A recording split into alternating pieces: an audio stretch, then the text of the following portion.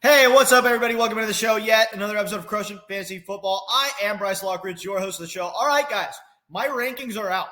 I have updated my rest of season rankings, and I am going to be giving you my rest of season rankings in today's video. Now, I have my top 50 listed in the description below if you guys want me to go a little bit deeper. But for the sake of today's video, I'm going to be giving you my top 25 because I want to go into detail on every single player and why I have them exactly where they're at. Now, it is crazy how much these rankings have changed since the season started. When we drafted our teams, the overall rankings coming into the season were way different than they are now. This tends to happen every season, but this season, the ridiculous way in which the rankings have changed from week one to now is just crazy. So we've got to figure out how we're going to value these players going forward. So I'm going to start with the first player on my list, and that is Cooper Kupp. This guy is fantasy dominance.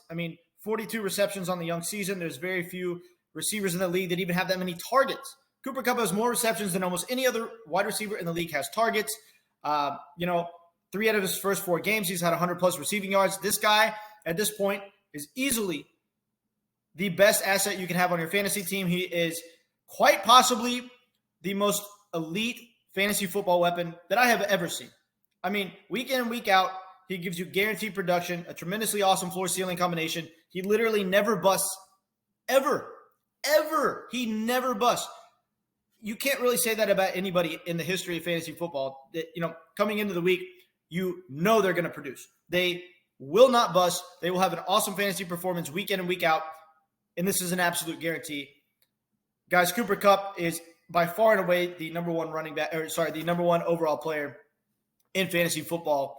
There is no debate here. Number 2 on my list is going to be Christian McCaffrey. Christian McCaffrey caught 9 passes this last game. This is a very good sign. All right, I wanted to see the target share for Christian McCaffrey go up. That's the main thing I wanted to see. He finally started catching a lot of passes. He had 9 receptions in this last game. We're looking at a guy who has an 86.7% snap share and 88.7% opportunity share. This guy's on the field a lot, and they are using him heavily. Now, if you told me going into the season that Christian McCaffrey would be healthy, at the quarter part of the season, when we're a quarter of the way through the season, I would tell you he's automatically in my, top 3 overall players. This is very much the case. I love the fact that he's still on the field and playing.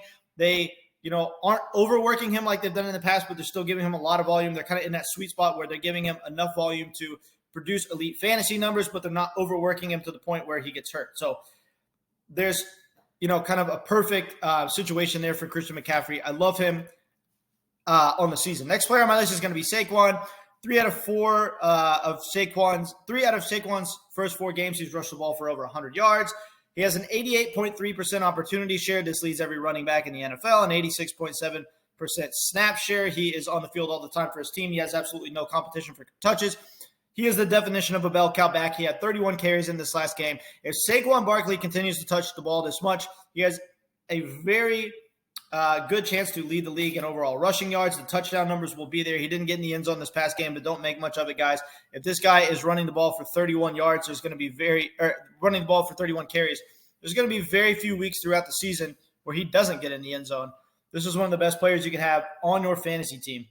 Next player on my list is going to be Justin Jefferson. Justin Jefferson is one of the most dynamic weapons in fantasy football. He can catch passes at all levels of the field. He's good for deep routes. He can beat you underneath. He can beat you anywhere. This is a tremendously talented wide receiver. He busted in weeks 2 and 3. People started to kind of freak out.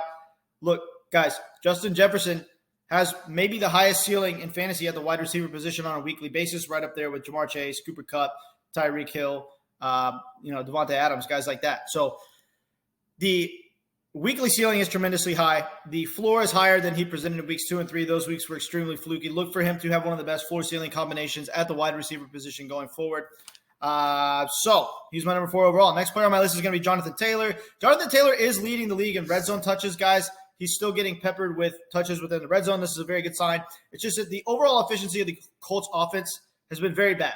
They have not been able to move the football.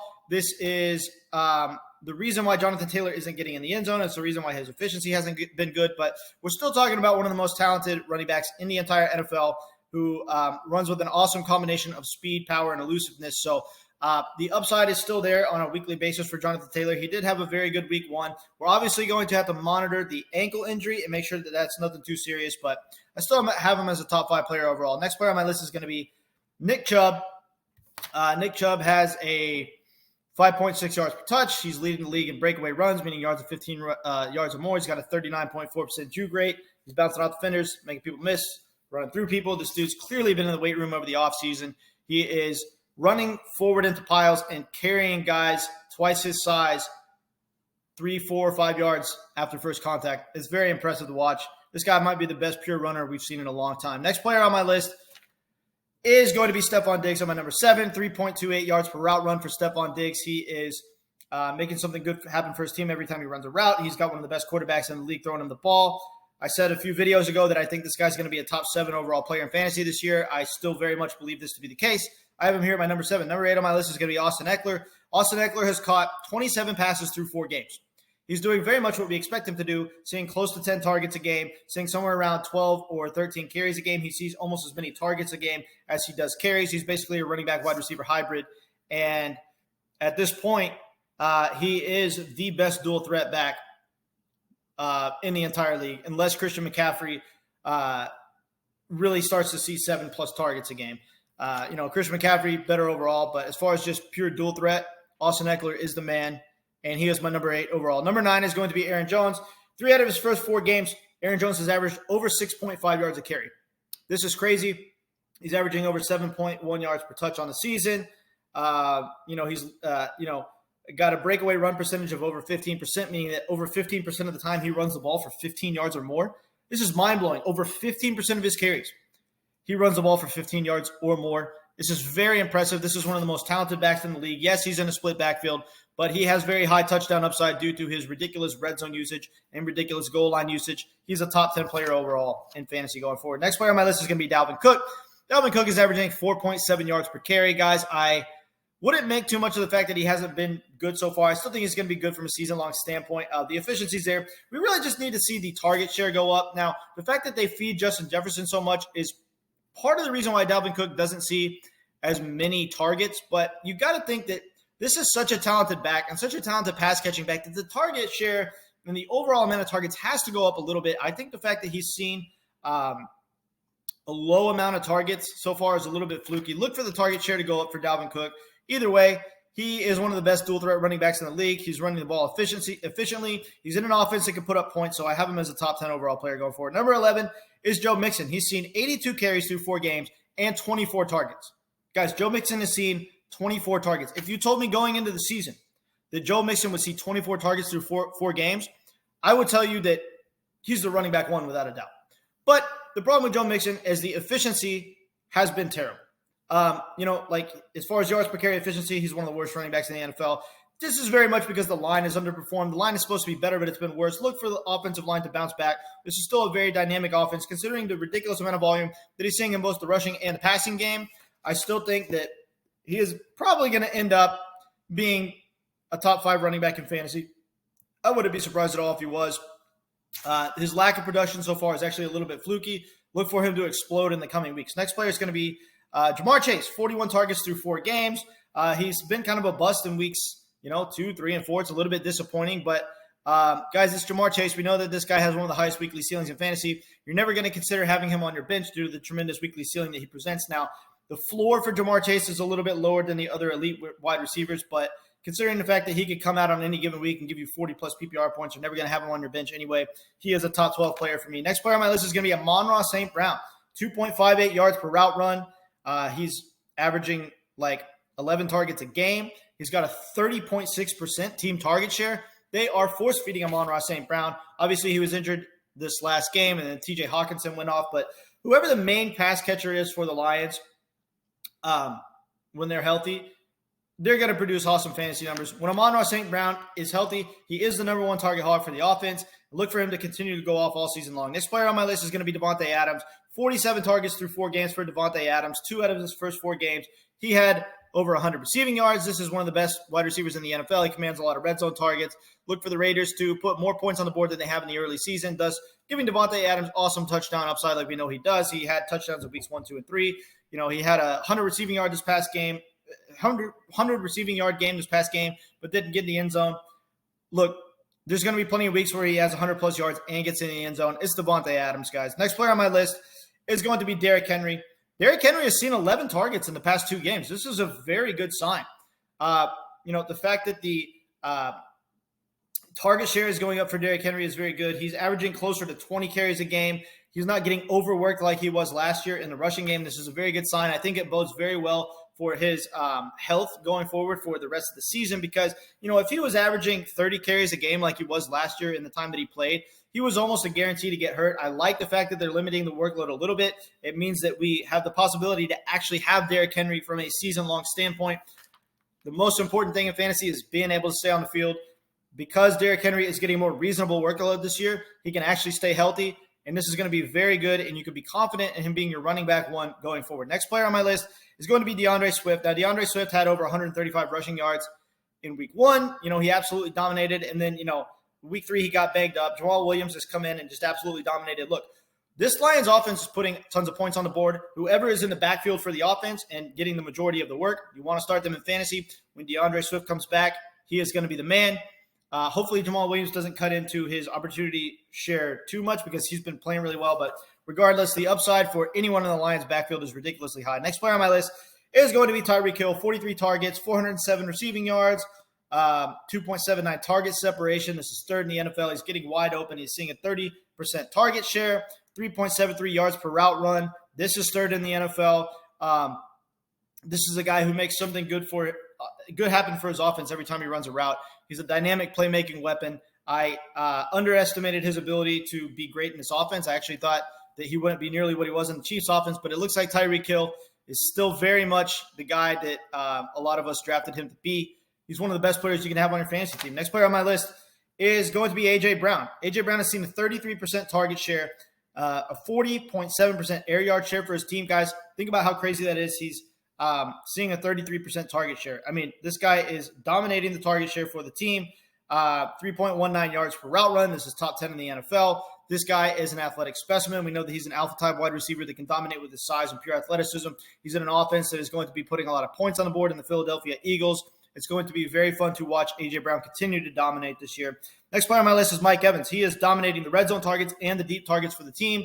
Looks like Julio Jones is going to be in and out all year with injuries. That means increased target share for Mike Evans. I don't even trust Chris Godwin to stay on the field. There's a very high likelihood that Mike Evans will, in a lot of weeks, be the only elite wide receiver on the field for the Bucs. This means ridiculous target share, ridiculous touchdown upside like he always has. This guy has led the league in touchdowns for wide receivers over the past 2 seasons. Look for him to have 10-plus touchdowns again this year. This guy's an absolute end zone magnet. He's a big play waiting to happen with the best quarterback of all time throwing on the ball. He's one of the best wide receivers you can have, and he is 19 overall for me. Next player on my list is going to be Travis Kelce. He's seen 34 targets through 4 games, 300-plus receiving yards, leading tight ends with a 2.45 yards per route run. This is awesome. This guy is pretty much a wide receiver. He's a little bit older now, but he's still just as good. He's still the main target hog in a Pat Mahomes and Andy Reid-led offense. So you can lock him in every week as the tight end one. I was saying going into the season that I thought Darren Waller was going to be the tight end one. I still think that Darren Waller is going to produce, but it might have been a little bit silly for me to think that he was going to outperform Travis Kelce. Travis Kelce is the freaking man, and he is my number 20 overall. Number 21 is going to be Mark Andrews. Mark Andrews is seeing a 37.3% target share on the young season. He's dominating the target share for the team. He's got a 13% juke rate, meaning he's bouncing out defenders, making people miss. This is a very good sign. This is an athletic tight end that commands heavy red zone target share and a high-scoring offense. He is my number 21 overall. Next is Jaylen Waddle. Jaylen Waddle's seen 35 targets and over 300 receiving yards. He's not seeing as many targets as Tyreek Hill, but we know that Jaylen Waddle is very talented. He's very fast. He, has tremendous big playability in an offense that looks like it's going to be putting a lot of points on the board. Tua is going to be out this next week, but, I don't think he's going to be out too incredibly long. With Tua, without Tua, I love Jaylen Waddle. He is a very talented wide receiver who is a big play waiting to happen. And I like his touchdown upside being a high-scoring offense. Next player on my list is going to be Ceedee Lamb. Ceedee Lamb has a 33.7% target share, a 95.1% snap share. He's on the field pretty much all the time for his team. Considering the fact that he's being fed so many targets, I love his outlook on the season. Now that Michael Gallup's back, we're going to see the target share decrease a little bit for Ceedee Lamb. But, with Dak Prescott coming back, the overall efficiency of this offense is going to be good. And I think that increased touchdown upside for Ceedee Lamb when this offense is fully healthy is going to more than make up for the fact that the target share will drop down more to like 25%. He's still going to have a very healthy target share, albeit not 33.7%, but he's still going to be targeted a lot and still be the main target hog on a offense that usually is tops in the NFL in pace of play and points scored. So I love Ceedee Lamb on the season. Next player on my list is going to be Alvin Kamara. Now, Alvin Kamara has been in and out with injuries. He's looked pretty bad. I do have some concerns for Alvin Kamara because I think that, with Jarvis Landry and Chris Olave and Michael Thomas, there's just so many other pass catchers in this offense to target that it's eating into Alvin Kamara's target share a little bit. But look, he still saw 7 targets in week 3 when he played. So, I think that the possibility for Alvin Kamara to still be a heavy pass catching back is there. We're going to have to monitor how it is going forward. I definitely had to drop him in my rankings from where I had in preseason because of the injury concerns and because I'm not sure how the target share is going to look for Alvin Kamara going forward. But he is a dynamic weapon in an offense that does have some upside, so he's just good enough to be in my top 25. Next player on my list, final player I have here is Deebo Samuel. He is averaging 7 targets a game. So that's not nearly what it was last year. Last year he was averaging closer to like 9.5, 10 targets a game. So the target share is down for Deebo Samuel. I don't like this at all, but he still has dynamic big playability. We know that he is going to get a healthy amount of rushing work. So, will he produce the numbers that he did last year? Probably not, because he had so many big plays last year that, as good as he is, it's going to be hard to match that. But we know that he is a big play waiting to happen. And on a weekly basis, he can win you a week with, a monster play. Like, he broke like 300 tackles on his way to the end zone last night. This guy is one of the most impressive players in the entire NFL, and he is just good enough to be in my top 25. All right, guys. I do appreciate you tuning into the video. Make sure to check out my rankings below if you want me to go a little bit deeper. Like I said below, I have a top 50. So I appreciate you guys tuning into the video, and I will catch you later.